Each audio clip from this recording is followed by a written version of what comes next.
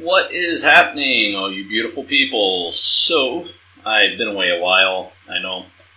I moved from the US to a beautiful tropical paradise on the other side of our beautiful oblate spheroid. And, so the last 2 years have been a bit crazy. I apologize for any echo. This is going to be my studio room. I'm still getting it set up. Don't have any soundproofing yet. Still really echoey because there's nothing in here but my laptop. That's another thing. Don't have my desktop here. That's still back in the States, so I had to start over with everything on my laptop. That being said, it's good to be back. Happy to see you all. This video is a doozy. It was posted in a Facebook group I'm in, and after about a minute and a half of watching it, I was like, oh shit, you guys need to see this. Now, don't worry, it's a 5-hour long video, and I'm not going to subject you guys to it all at once. We're going to break this up, do it little by little. Right now, we're just doing the intro, so don't worry. But this video is insane. It goes to the point where even flat earthers are probably watching and going, whoa, whoa, whoa, this is too crazy for even us. So, with that being said, buckle up, hang on, because this is going to be one hell of a ride. I'll see you on the other end, hopefully. Fight, go insane.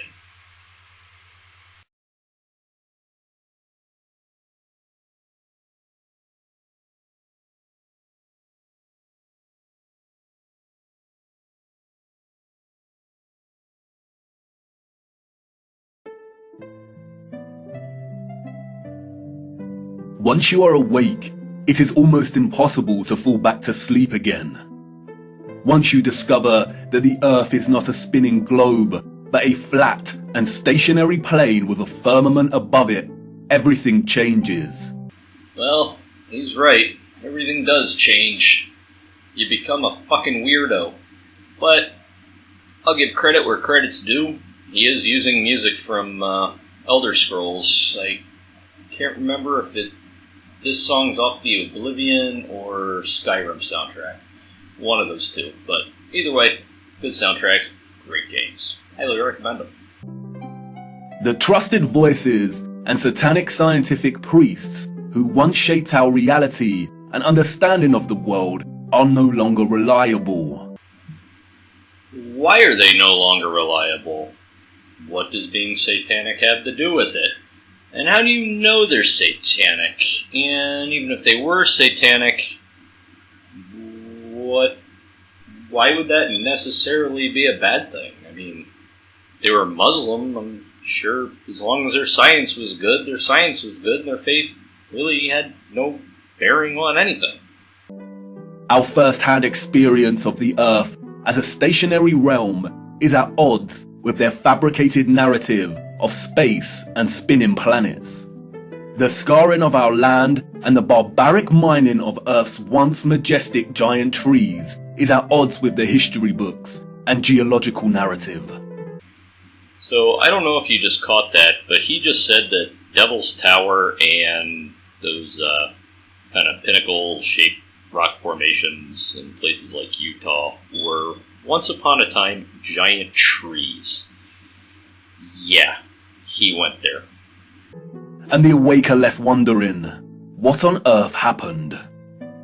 If they've lied about the Earth, space, and the destruction of our flat realm, then how can we trust the official, mainstream historical narrative? Hey now, don't be too hard on Paul Bunyan. I'm sure it was an accident when he drug his axe behind him and carved the Grand Canyon. It's not like he meant to do it. Shit happens, people make mistakes. Don't be too hard on the guy. The historical narrative, like the heliocentric model, does not make sense. It doesn't add up. Yeah, he's right. Paul Bunyan, that story just doesn't add up. Although it is a tall tale, it makes about as much sense as Devil's Tower once being a giant tree. And all it takes is a closer examination, and their lies, which have governed our understanding of history and the world since our birth, begin to fall apart. Let's stir the mind with a few contemplations. We are told that the first true power tool was invented in 1895, when a German company combined an electric motor with a manual drill. The drill weighed 16.5 pounds and required multiple operators. It wasn't until 1957 that a company called Bosch began designing power tools in bulk that were both economical and powerful. Bosch does make some pretty good power tools. I'm just wondering how this guy thinks power tools were invented before we could actually harness electricity and direct it around with things like wires, and how it could be made without power plants. I've just got a few little simple questions. So then how did our historical ancestors, a more primitive, underdeveloped people, design and build some of the structures we encounter? Well, I'm going to go out on a limb and say probably with a hell of a lot of hard work. A lot more than would go into it now. A lot of man hours, a lot of skill, a lot of talent, and a lot of back-breaking labor. That's how I think they did it. It seems to kind of fit what we know. What about all the gigantic monolithic stones we encounter that have been cut with such precision? Ask yourself, could you repeat this today with the arsenal of equipment we have at our disposal? And what about the magnificent ancient stepwells of the East?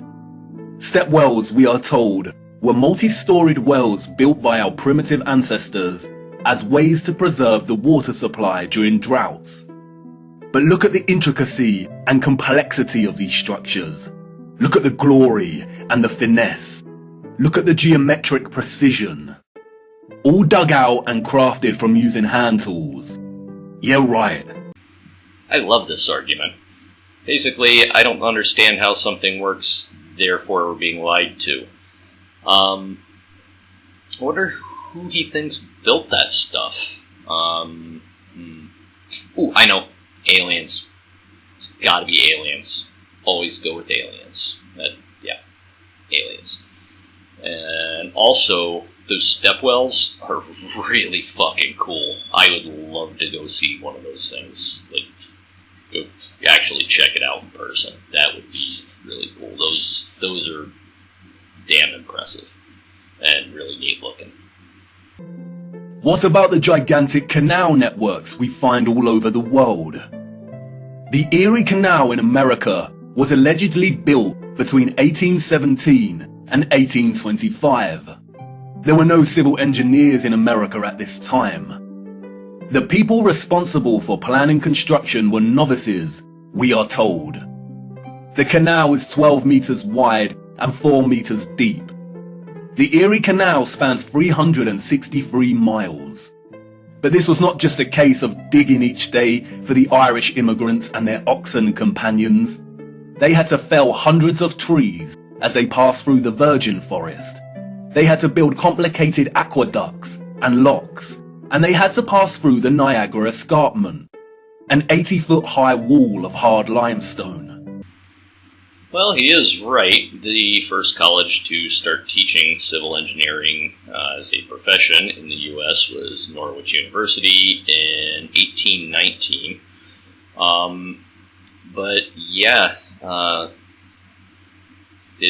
They designed it and built it.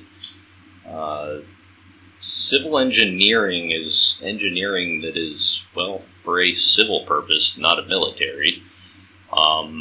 There was a lot of backbreaking work, a lot of trial and error, and having to figure out what was going to work and how to make things work, how to construct the locks.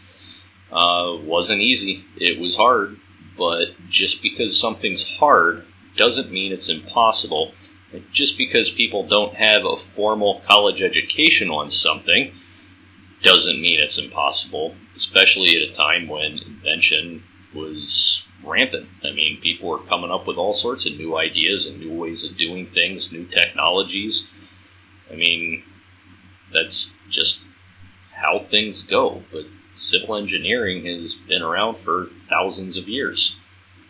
They had to use black powder to blast through this, we are told, as dynamite had yet to be invented. And why is that so hard to believe? Black powder's explosive, does the same thing as dynamite, it's just not as powerful. It still works, still get the job done. The canal spans 363 miles and was constructed over an 8-year period. This means that on average, 1 mile was completed every 8 days. What a record, especially since those responsible were novices, and power tools and dynamite were yet to be invented. I can tell you now, the so-called early settlers of the Americas did not build these canal systems. Then who did? Oh, yeah, forgot. Aliens. Aliens, yep. Always aliens. They did it. And what of the grand and magnificent castles scattered across our realm? Did you know that most were designed and constructed without plumbing systems and methods to heat rooms properly? Yeah, the toilets kind of stuck out over the side of the wall, and you would poop and it would fall down the wall of the castle, or sometimes they had like a chute that went down and emptied out down by the moat, and there was some poor fucker who would have to go in there from time to time and dig out the poop as it accumulated at the bottom. And they used fireplaces. I don't know, I mean, people have been using fire to heat rooms for thousands of years, so I don't see why a castle with a fireplace would be any different than a small house with a fireplace. The royal and the elite of the past were content without having the accessible necessities of survival, just as long as they could live within the grand and the glorious. Indoor plumbing and electric heat hadn't been invented yet.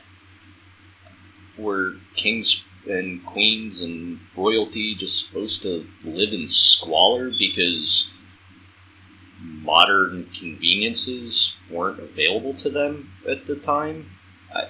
I don't understand what he's trying to get at. While the peasants, in their modest abodes, enjoyed warmth throughout the long dark winters? I don't think so. The peasants didn't necessarily enjoy warmth throughout the long dark winters. A lot of people froze to death, and people lived in very small huts, whole families crammed together. You know, you'd have mom, dad, 6 or 7 kids that survived anyway. A small fire going, and a lot of times they even had the animals in the house. So, yeah, there's a lot of body heat plus the heat from the fires, and does it not occur to this guy that castles, the rooms would have fireplaces adequate to warm them? I mean, does he think that kings and queens would just freeze their asses off all night? No, they had nice warm sheets, warm beds, big fireplaces. They were pretty goddamn comfortable. Just because this guy doesn't understand things doesn't mean that history, like we know, didn't happen. And of course, there is the impossibility of the Great Giza Pyramid Complex. The pyramids, we are told, were constructed somewhere around 2500 BC. The Great Pyramid itself consists of 2.3 million blocks of limestone and granite, and its overall structure weighs 6 million tons. The largest granite stones weigh between 20 and 80 tons each. 20 tons is 20,000 kilograms. These blocks were carved from quarries with copper chisels and allegedly transported from 800 kilometers away. Yeah, it's really impressive that they could do all that. I don't know about the 800 kilometer thing, and frankly I'm too lazy to look it up right now, but if they did bring those blocks 800 kilometers, well, that's just more impressive. It's amazing what humans can do when they're determined enough to do something. Just because they're primitive they have primitive technology doesn't mean they're just clawing in the dirt and unable to make great things. The so-called experts can only theorize that a vast amount of slave labor was required. Yeah, there was a lot of slave labor, and that's unfortunate, but there was also a lot of what we would consider master craftsmen. I mean, you think slaves were going to carve all those beautiful statues and things like that? Think slaves were going to carve the Sphinx? No, those were dedicated master craftsmen of their time with very simple tools, and they did it, and it's really, really cool. Being gullible and falling for the official narrative of slave labor is one thing, but can someone please explain how the air shafts of the Great Pyramid align so neatly with the circumpolar stars? Well, at the time the pyramids were built, they didn't line up with those particular stars. Maybe they lined up with some other ones at certain times of the year, or who knows. Yeah, I mean... Oh, sorry, forgot. Aliens. Definitely aliens. And then there is the curious case of star forts, or what the official liars of the world call bastion forts. Kind of wondering what he doesn't understand about star forts. Yeah, they're forts in the shape of a star. There's multiple advantages for having a fort shaped like that. Well, let's see what he has to say about it anyway. Developed in the late 15th and early 16th century, these forts, we are told, were designed during an era of gunpowder and the cannon. Well, yeah. When else would they have been constructed? And also, if just this picture that he's showing, you can see the cannon emplacements. Yeah, those points on the star offer great coverage and protection of the cannon. Not sure what his problem is. The geometric design offered a nation's military protection against blind spots during conflict. Of course they did. We all know that the best protection during war is to design a fort with such precise geometric patterning. Does this guy think that they should have just thrown some half-assed thing together that somewhat resembled a star and looked like shit? Militaries have always been very professional, very clean, very much about appearance.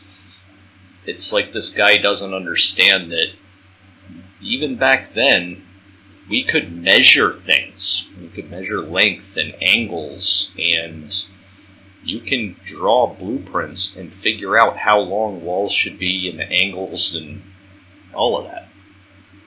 Has any real historian ever stopped to think just how perfect the geometry is here? Nope, never. Nope. Historians and archaeologists never try to figure out how something was made. No, that's not what they do, I guess.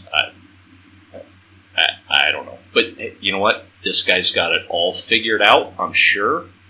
I'm sure he knows more than, the people that spend their lives studying history and archaeology. He knows better than them. Because it was aliens. Our primitive ancestors did not have the technology to view structures from above, but they still managed to achieve this? Yeah, because they can draw what they want it to look like from above, blueprints. Figure out the math for how long each wall should be, figure out the angles, scale it up, and then go do it. Not hard, but we know. It was aliens. Give me strength. There is no way. We could not produce such perfect geometry on this scale today. Why doesn't he think we could do that today? I mean, the aliens helped them back then. Why wouldn't they come help us now? Come on, man. I'm sure they didn't just leave us just high and dry. They're not like that.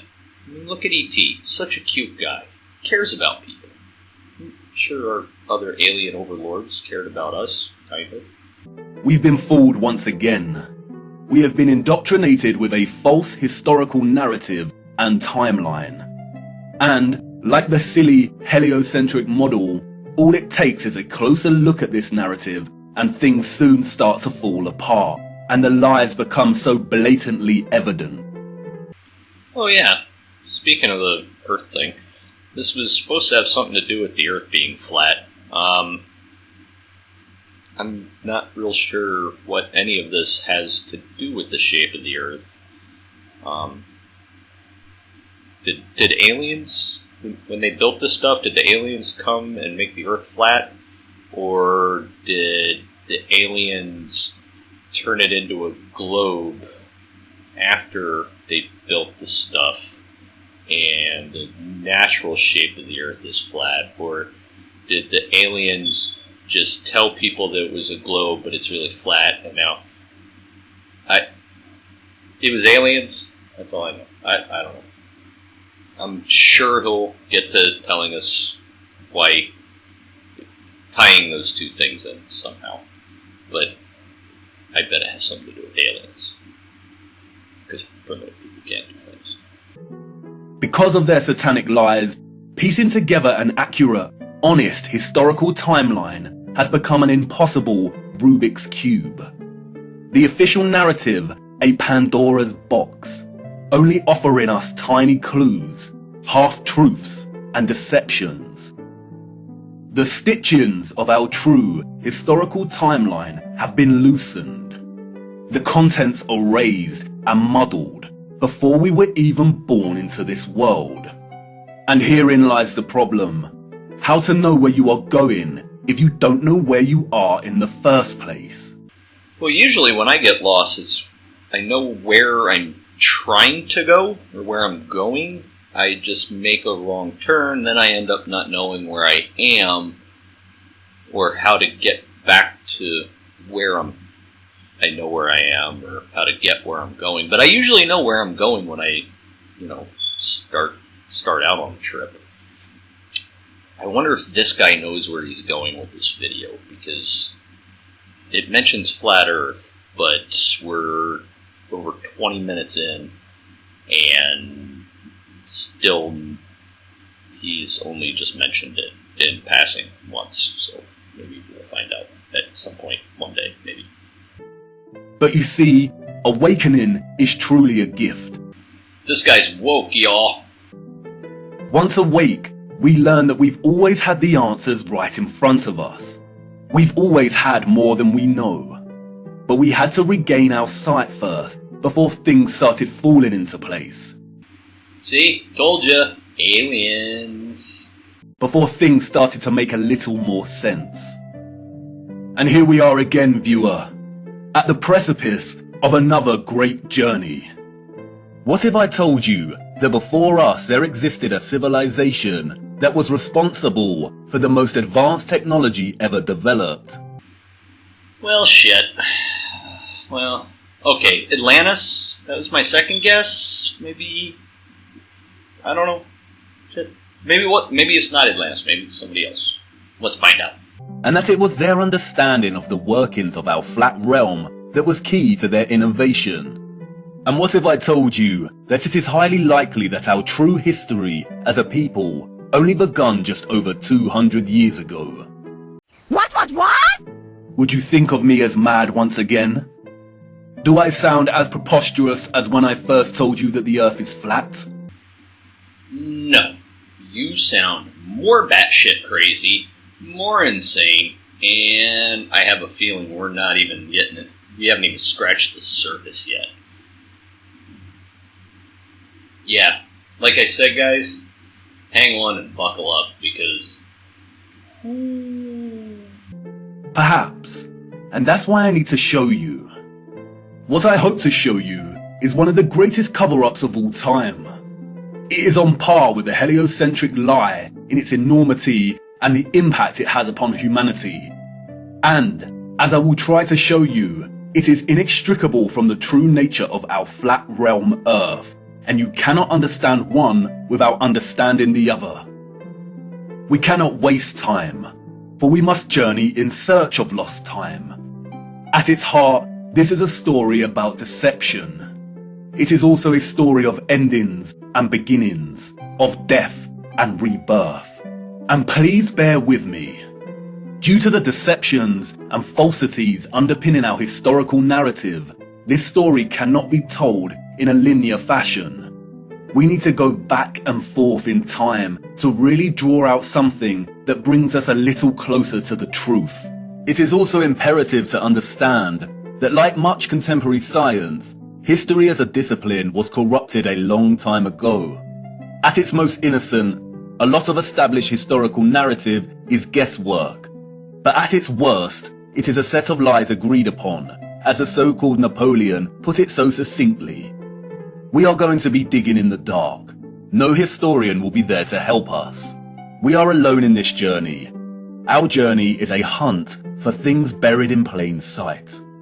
And things may become a little uncomfortable at times, but it is necessary. We have been living a comfortable lie for far too long now. Come on, jump in and put your seatbelt on. For to understand our place in the world, we need to do the unthinkable. It's time for us to take a journey back to the future. See, I told you there's a lot to unpack there, and this shit gets real weird.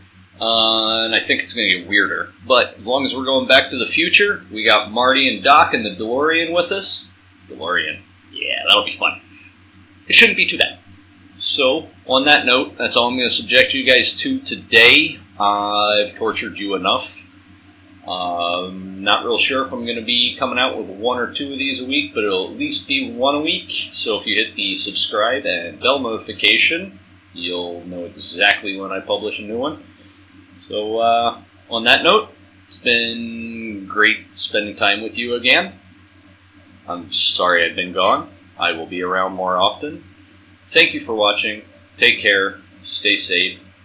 Bye-bye. For now.